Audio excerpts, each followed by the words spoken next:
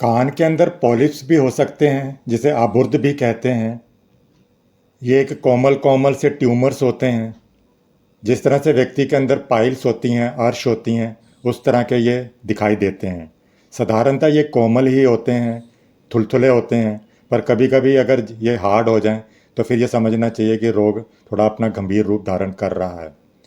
मैं doctor JS Randhawa, Jaipur का एक होम्योपैथ। इस वीडियो के अंदर हम लोग जानेंगे कि पॉलिप्स ऑफ द ईयर है वो किस कारण से हुआ है, उसके क्या सिम्टम्स हैं और उसका क्या होम्योपैथिक उपचार किया जा सकता है, उसके बारे में विस्तार से जानेंगे। बहुत दिनों तक अगर कान के अंदर इन्फ्लामेशन रहे तो फिर कई बार उसके बाद में फिर पॉलिप्स उभर सकते हैं।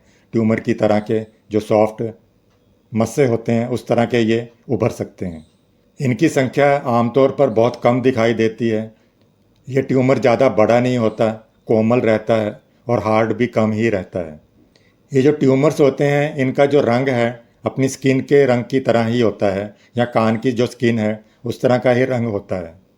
परंतु अगर इसके अंदर थोड़ी दर्द हो तो फिर कभी कभी ये लाल रंग का भी हो सकता है। पॉलिप्स जब कान के अंदर होते हैं तो वहाँ पर इरिटेशन हो सकता है। इरिटेशन के कारण कान के अंदर जो डिस्चार्ज है, स्राव है, वो बढ़ सकता है। इसके कारण कान के अंदर दबाव पड़ सकता है, कान के अंदर दर्द हो सकता है, कान के अंदर भारीपन महसूस हो सकता है और उसकी सुनने की शक्ति भी यहाँ पर घट सकती है।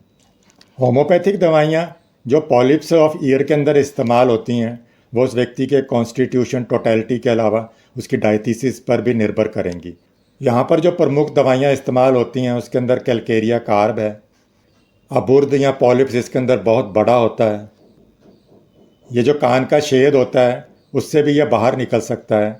इससे पता लग सकता है कि इसका साइज़ कितना बड़ा होगा। अगर किसी को क्रॉनिक नेज़ोफेरेंजियल प्रॉब्लम हो, नाक से बार बार पानी निकलता हो, नज़ला हो, तो उसके अंदर भी इस तरह के पॉलिप्स हो सकते हैं और इन पॉलिप्स से कई बार रक्त भी निकल सकता है। कैलकेरिया आयोड के अंदर भी कान के अंदर से बहुत ज़्यादा बदबूदार डिस्चार्ज हो सकता है, गाढ़ा डिस्चार्ज हो सकता है, बहरापन उसको हो सकता है, कान से कम सुनाई दे सकता है। हार्ट के अंदर भी यहाँ पर दर्द हो सकती है। सीढ़ियाँ चढ़ता है तब भी उसको कष्ट हो सकता है। लगातार उसको पेशाब का वेग हो सकता है। ऐसा मालूम होता है कि उसका जो मूत्राशय है, यूरिनरी ब्लैडर है, वो पेशाब से भरा हुआ है। दोपहर के समय में या शाम के समय में ये उपसर्ग ज़्यादा बढ़ जाते हैं। मर्कसोल के अंदर भी कान से बदबूदार डिस्चार्ज होता है। बाहरी कान का जो छेद होता है वहाँ पर पॉलिप्स दिखाई दे सकते हैं। उनके अंदर दर्द हो सकता है और बीच बीच में उनके अंदर कभी कभी इन्फ्लामेशन भी हो सकता है, वो लाल भी हो सकते हैं और दर्द भी अधिक हो सकता है। टिकोरियम मेडिसिन भी इसके अंदर बहुत ज़्यादा लाभदायक है। इसके अंदर भी कान के अंदर पॉलिप्स होते हैं। थूजा के अंदर भी कान के अंदर से पस निकलती है, पीप निकलती है, साथ में अबुर्द पॉलिप्स भी होते हैं। उनमें से कभी कभी थोड़ा रक्त भी निकल सकता है। कान के अंदर चिलक मारने जैसा दर्द हो सकता है। मध्यम कान है, टिम्फेनिक है, उसके अंदर भी ग्रेनुलेशंस हो सकते हैं। थूजा मदर टिंचर को हम लोग एक्सटर्नल भी इस्तेमाल कर सकते हैं, उस पॉलिप्स के ऊपर लगा सकते हैं। एलुमिना अस्टा 6 भी इसमें इस्तेमाल कर सकते हैं। कान का जो छेद है, मीटस है, उसके भीतर उसके शिखर के ऊपर ये पॉलिप्स हो सकते हैं।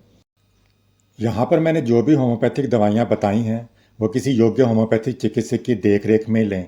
अगर आपको ये वीडियो अच्छा लगा हो तो इसे लाइक कीजिएगा। इस चैनल पर नए हैं तो इसे सब्सक्राइब भी कीजिएगा और बेल आइकॉन को भी ऑन रखें ताकि जब भी नया वीडियो आए तो वो आपको मिस ना हो सके। अगर आपका कोई प्रश्न हो, कोई सुझाव हो या किसी अन्य बीमारी के बारे में जानना चाहते हो तो आप कमेंट के अंदर लिख सकते हैं। आप इसे अपने दोस्तों और रिश्तेदारों में भी शेयर कीजिए ताकि वो भी इसका लाभ उठा सकें। इस वीडियो के अंदर बस इतना ही। मिलते हैं एक नई रोचक जानकारी के साथ में अगले वीडियो के अंदर। तब तक आप खुश रहें, स्वस्थ रहें।